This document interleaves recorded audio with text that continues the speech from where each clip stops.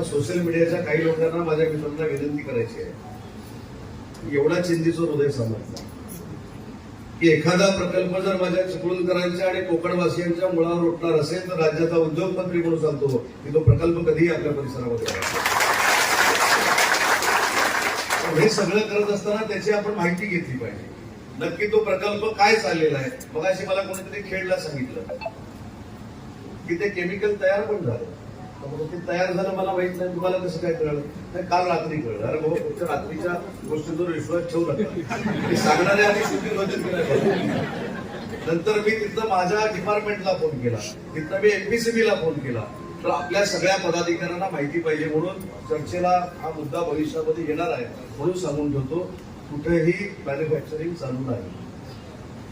Fluorine create करण्याचं काम फक्त इथे चालू आहे. जी कंपनी इटलीमध्ये होती त्या इटलीच्या सगळ्या मशिनरीला केंद्रीय प्रदूषण बोर्डानं मान्यता दिलेली असेल की नाही त्या तपासतोय. परंतु जे काही लिक्विड बाहेर पडलं एक टँकर म्हणून जे सांगतायत ते कुठेही एक थेंब देखील जमिनीवर पडलेलं नाही. ते आपण तळोजाला नेलं, त्याचं विघटन केलं आणि ते विघटन केल्यापासून आजपर्यंत तो पदार्थ तिथं तयार देखील होत नाही. 4 ऑक्टोबरला एमपीसीबीनं त्याला नोटीस दिलेली आहे.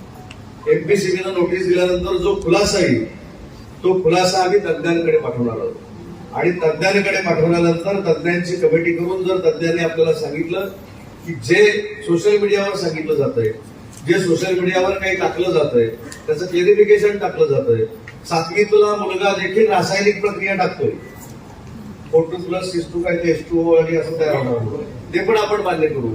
पण ह्या सगळ्या गोष्टीचा जोपर्यंत खात्रीलायक अहवाल येत नाही तोपर्यंत आपल्या जिल्ह्यामध्ये हे काही होणार नाही. हे मला प्रामाणिकपणे इथे सांगायचं आहे राज्याचा उद्योगमंत्री म्हणून. खरं तर उद्योगमंत्री म्हणून जमीन देणं आणि इंडस्ट्री सुरू करणं इथपर्यंत माझ्याकडे आहे. बाकीचा सगळा विभाग जो आहे तो जिथे साहेब तुम्हाला माहित असेल पर्यावरणाकडे जातो. तरी जिल्ह्याचा पालकमंत्री म्हणून मी सगळी माहिती घेतलेली आहे. चिपळूणकरांनी नाही, जिल्ह्यातल्या सगळ्याच लोकांनी पालकमंत्री म्हणून माझ्यावर विश्वास ठेवावा की कुठेही वाईट जर होत असेल तर मी पालकमंत्री म्हणून ते व्हायला देणार नाही. हे मुद्दाम मी चिपळूणमध्ये येऊन सांगतोय. कारण उद्यापासून परत काहीतरी टुकटुक फार करतो धरले. सोशल मीडियावर टाईप करायचं आणि पुढे पाठवून द्यायचं. पुढचा लेखक त्याच्यात काहीतरी ऍड करतो तो पुढे पाठवतो. पुढचा लेखक त्याच्यात अजून काहीतरी H2O टाकतो तो पुढे पाठवतो.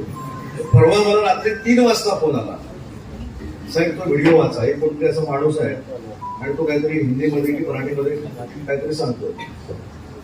मी तर खरं आजारपणात उठलो होतो. रात्री 3 वाजता नाही, जिल्ह्याचं असं होणार आहे, जिल्ह्याचं तसं होणार आहे म्हटलं.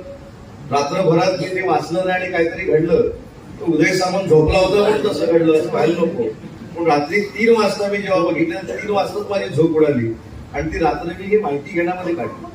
त्याच्यामुळे प्रशांतजी मला देखील आपल्याला विनंती करायची आहे, चव्हाणसाहेब आपल्याला देखील मला विनंती करायची आहे की अशा पद्धतीचे गैरसमज जेव्हा पसरवले जातात तर त्याची खात्री करण्यासाठी 100% त्या अधिकाऱ्यांचा संच देखील मी तुमच्याकडे पाठवून देतो. तुम्ही त्यांच्याशी सविस्तर चर्चा करा. असोसिएशनच्या लोकांशी देखील काल मी चर्चा केली आहे. त्यांनी देखील मला त्याच्यातल्या काही गोष्टी सांगितलेल्या आहेत, त्याचा देखील अभ्यास करा. परंतु त्याच्यातला शेवट काय तर आपल्याला त्रास होईल असं लोटे परशुरामच्या MIDC मध्ये काही होणार नाही.